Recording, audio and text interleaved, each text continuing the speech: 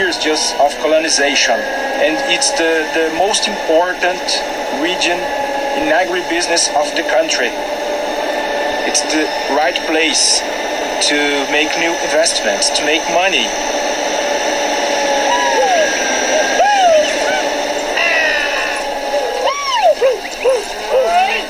The cattle, a good part, is exported to Russia, China, and other countries.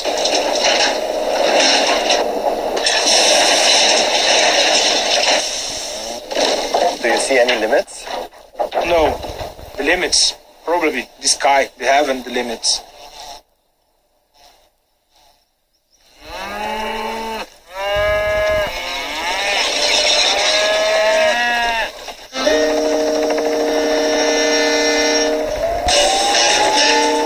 In response to the crisis of the 70s, economic policy underwent a change of course. New growth had to be found, no matter what the cost, even if that meant unleashing the primal forces of finance capitalism.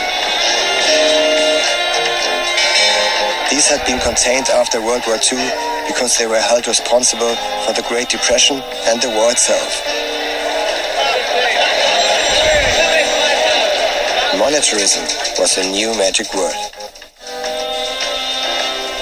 And monetarism was the idea that if you put more money into the economy, liquidity it was called, that additional money in the economy would help real investment, that would help give us more production, it would allow us to consume more goods, and we would get growth back again. So this little hiatus, if you like, in the 70s, primarily caused by the oil crisis, led to a transformation in the economics of our societies, and in particular how we think about growth and how we think about stimulating growth.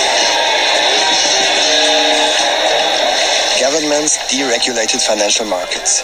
Banks, insurance companies, and investment funds gained in influence and were now allowed to gamble with currencies, stocks, even with people's retirement funds. Capital was let loose and the financial sector was flooded with money.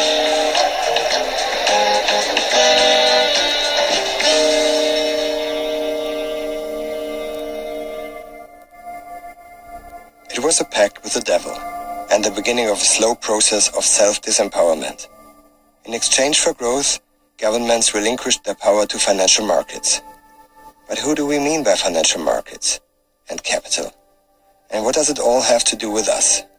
We could give a go to extend latches, I believe, yes. The Allianz Group is Europe's biggest insurance conglomerate and one of the biggest players in the global financial markets. Ich bin verantwortlich für 600 Milliarden Euro, davon 500 Milliarden für die Lebensversicherung und etwa 100 Milliarden für die Sachversicherung. In der Lebensversicherung legen wir die Altersvorsorge unserer Kunden langfristig und sicher an. Man kann sich das so vorstellen, dass wir zum Beispiel auf Regionen schauen, welche Regionen wachsen aktuell, wo finden sich attraktive Möglichkeiten, an diesem Wachstum zu partizipieren, zum Beispiel über Aktieninvestments, aber auch Investitionen in Immobilien, in Infrastrukturinvestments, in Autobahnen und natürlich auch in normale Kredite. If we summarize this moderate positive growth in China, therefore also in Asia overall, some kind of moderate growth, and in the developed markets in Europe and US, there are also no new growth drivers to be seen. Unsere Kunden erwarten aktuell von uns etwa 4% Rendite. Um diese 4% zu erreichen, müssen wir in sogenannte investive Bereiche investieren, also Aktien, Immobilien etc.